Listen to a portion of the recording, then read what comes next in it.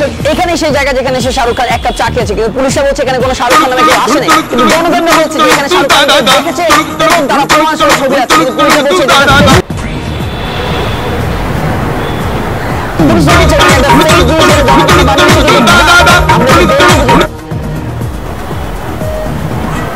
আমরা এটা বের করবো দেখে তো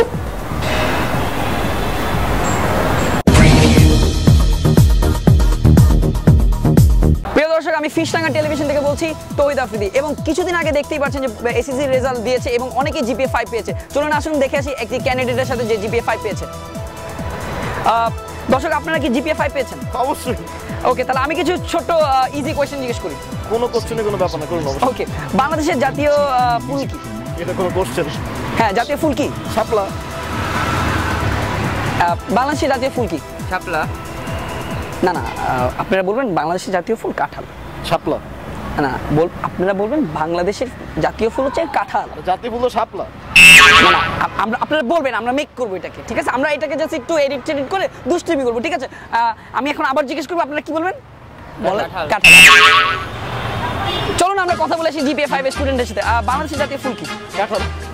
দেখতেই পাচ্ছেন, বাংলাদেশের জাতীয় ফুল কি? কাঁঠাল। সো তারা বলে জিপিএ 5। আপনারা জিপিএ কি আসলে 5 পেয়েছেন? Golden GPA 5।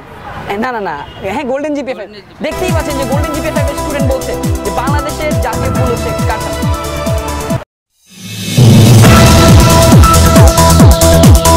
প্রিয় দর্শক, আপনারা দেখতে পাচ্ছেন আমি এমন একটা জায়গায় আছি আসলে যেখানে এখানে আসলে পরিবেশ পরিস্থিতিটা বুঝতে পারছেন আপনারা নিশ্চয় না। আসলে দেখতে পাচ্ছেন এই যে কি অবস্থা, আমি কোন নিউজটা বলতে চাচ্ছি আপনি বুঝতে পারছেন। আসলে বিষয়টা মানে কি যে মাঝে মধ্যে আমার একটু নাকের প্রবলেমও আছে। আপনারা নিশ্চয় আমার কথা বুঝতে পারছেন আমি কি বলতে চাচ্ছি। আসলে দেখি যে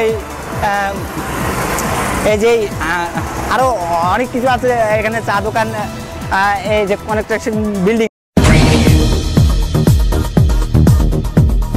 দর্শক আজকে আমি মালিবাগে সরাসরি সম্প্রচারে আছি, আর আপনারা দেখতে পাচ্ছেন যে আপনারা সবাই ব্রেকিং নিউজ অলরেডি পেয়ে গেছেন যে বাংলাদেশে আমার মালিবাগে একটা মারপিট হয়েছে, কিন্তু কেউ আগে আসছে না। আমরা সরাসরি আপনাদের কাছে নিয়ে যাবো সেই জায়গায় যে এই যে প্লেসটি দেখুন আপনারা কি সুন্দরভাবে তাকে মারছে, কি সুন্দরভাবে তাকে মারছে, কিন্তু একটা মানুষ আগে আসছে না। এর কারণটা প্রত্যেকে আমরা কি পেতে পারি? একটা মানুষ আগে আসছে না। এটা আমি আসলে মানে আমার মুখে কোনো ভাষা নেই যে একটি মানুষ আগে আসছে না। সবাই কিন্তু দেখেই যাচ্ছে যে সে মার খেয়ে যাচ্ছে। এই যে অবালক, এই যে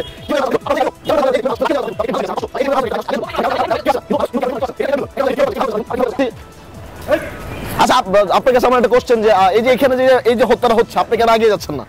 তাহলে আপনি কেন আগাচ্ছেন না? আমি তো আমার দেশের সাথে আমি নিউজ করছি, আপনি কেন আগাচ্ছেন না? তো আমিও তো আমার ফেসবুকের জন্য নিউজ করতেছি। আপনি একজন দেশের নাগরিক, আমি দর্শক আমরা চলে যাবো হত্যার একদম দৃশ্যে, যে এখানে যে হত্যা। অবস্থান করছি সুলশানে। এখানে শোনা যাচ্ছে যে গ্যাস, পানি এবং ড্রেনের কাজ চলছে, কিন্তু এখানে কোনো কিছুই কাজ হচ্ছে না জনগণের কথা। এবং আমরা এখন কথা বলবো এখানে কমিশনার সাথে, আমরা ডাইরেক্ট চলে যাচ্ছি তার কাছে।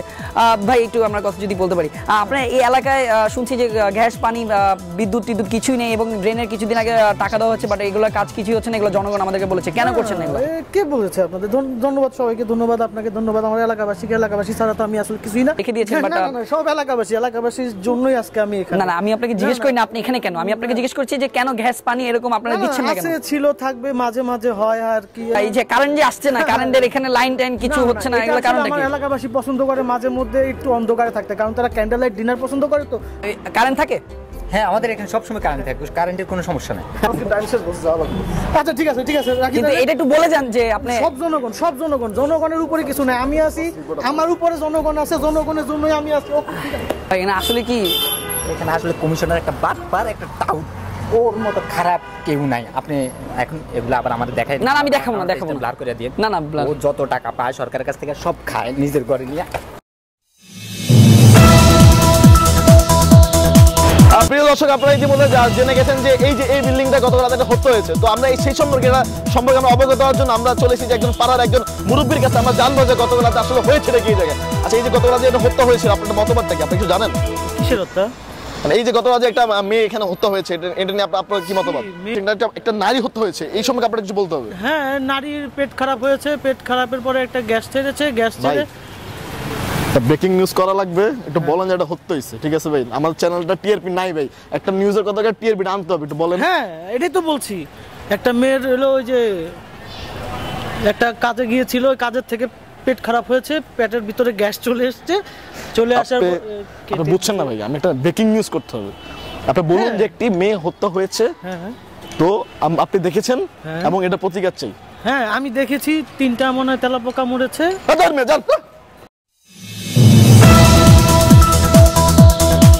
বলছি আজ আমি ঢাকার এমন একটি গুরুত্বপূর্ণ স্থানে দাঁড়িয়ে আছি যেখান দিয়ে হাজার হাজার পাবলিক আসা যাওয়া করে, আর এমন স্থানে একটি কনস্ট্রাকশন বিল্ডিং তৈরি হচ্ছে যেখানে কংক্রিট রেখে মানুষের যাতায়াত বিঘ্ন করছে।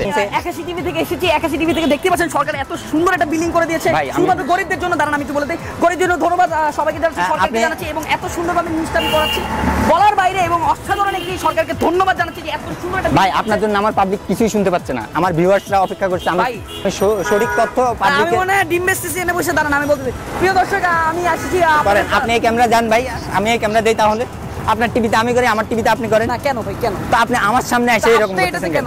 নাজুক কি